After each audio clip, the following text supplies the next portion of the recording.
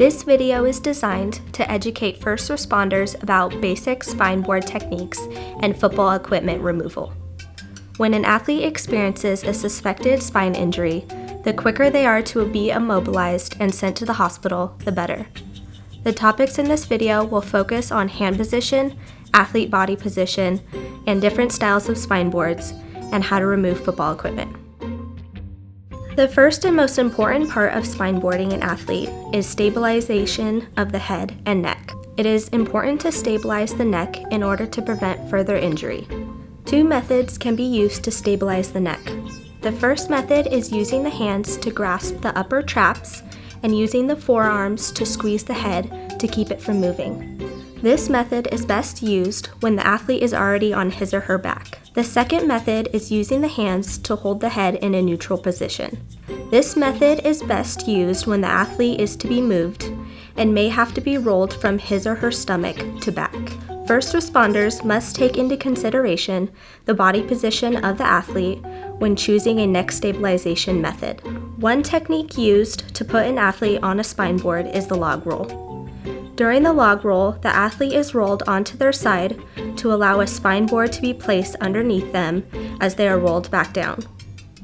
Depending on the size of the athlete, a minimum of 4 people should be used for this technique to assure athlete safety. When performing any spine board technique, whoever stabilizes the head and neck dictates the actions of supporting personnel. The 3 other individuals kneel on one side of the athlete. The arms of the athlete should be crossed over their chest and feet need to be brought together. The personnel on the side of the athlete places their hands across the athlete's body. By crossing the hands, it allows the body to roll as one and eliminates different body segments rolling individually. Hands are placed at the body parts that carry the most weight: shoulders, hips, knees, and feet. Also, consider placing the strongest people at the shoulders and hips, and those that aren't as strong at the knees and feet. When preparing to roll the athlete, the person at the head needs to ensure everyone is ready to roll. The person at the head needs to specify the count.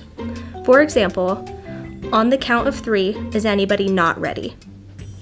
When the team is ready, the athlete is rolled onto their side and the spine board is placed against the athlete's back. On the person at the head's count, the athlete is rolled down to the ground. Once on the ground, the athlete may have to be adjusted on the spine board to make sure they are centered and ready for transportation. A log roll can be more complicated when the athlete is on their stomach when arriving to the scene. Hand placement is important in this situation. The person at the head must be able to keep their hands in the same position during the roll without readjusting.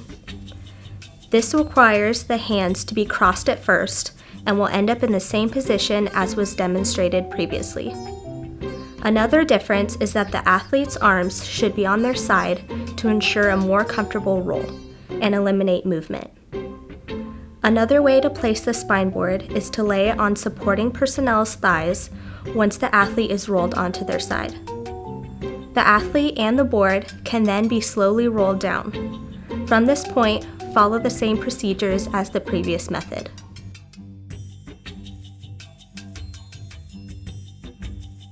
Another method of putting an athlete on a spine board is the lift.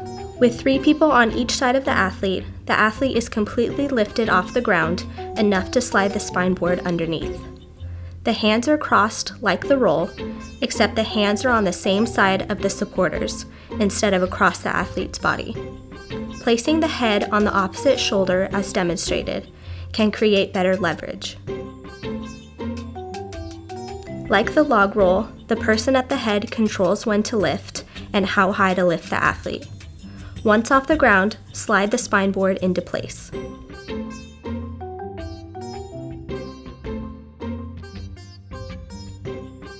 Once the athlete is on the board, they must be strapped onto the board.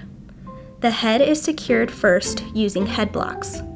The blocks are applied simultaneously as the hand is being removed.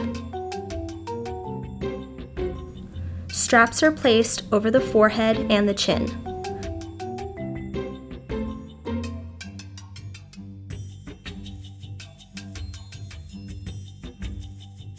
Body straps are secured starting at the shoulders, hips, thighs, and lower leg. Communication is necessary to ensure straps are tightened at the same time.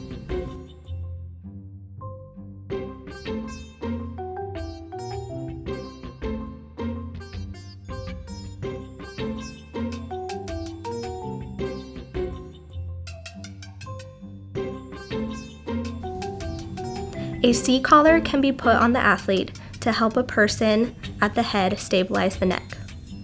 When putting on the C-collar, take extra care not to move the head. You may have to adjust hand position while putting on the collar to make sure the collar is put on straight while limiting head movement.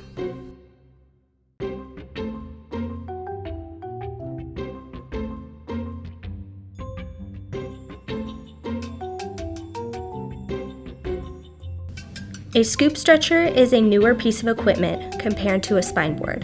It is important to be familiar with the new equipment before using.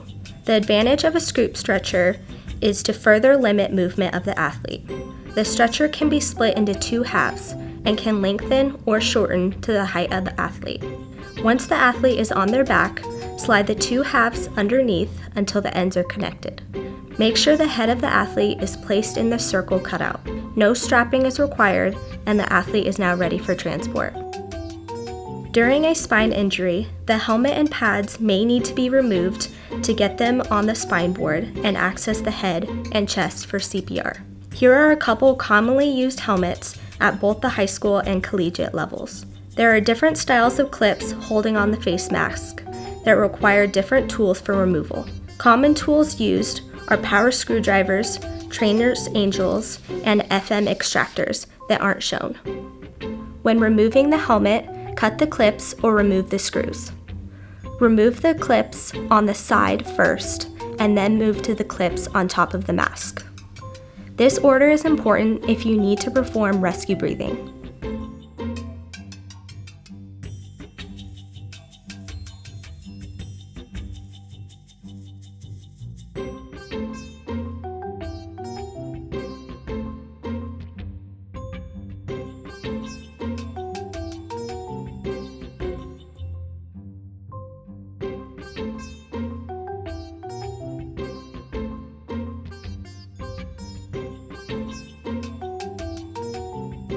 After the face mask is removed, take out the ear pads in order to stabilize the head from the front while removing the helmet.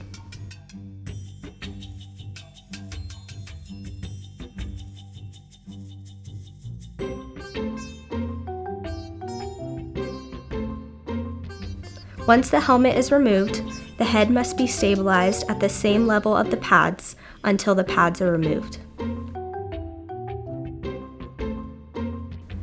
These are two types of pads that are commonly used. Removal of pads and jerseys requires scissors or hook safety cutter. Older style pads have the cords in front that can be cut and the pads open from there. New style pads, like Riddell, have a zip tie that secures a ripcord, which secures the pads in the back. Once the zip tie is cut, the ripcord can be pulled out, causing the pads to splay from the back.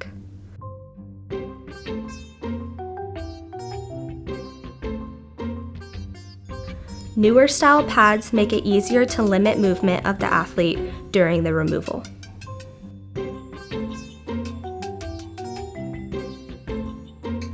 This video has demonstrated the basic techniques used when spine boarding an athlete and equipment removal. Another important consideration is the availability of EMS. First responders may be required to stay in a stabilizing position for a long period of time if a spine board is unavailable and EMS has not arrived. Proper training and preparation are crucial in case of emergencies such as a spinal injury. Part of this preparation is having an updated emergency action plan. This includes knowing where it is easiest for EMS to enter and exit facilities and where the closest hospital is located. It is also recommended, if EMS is on site, to review emergency procedures prior to the event in case a spinal injury occurs.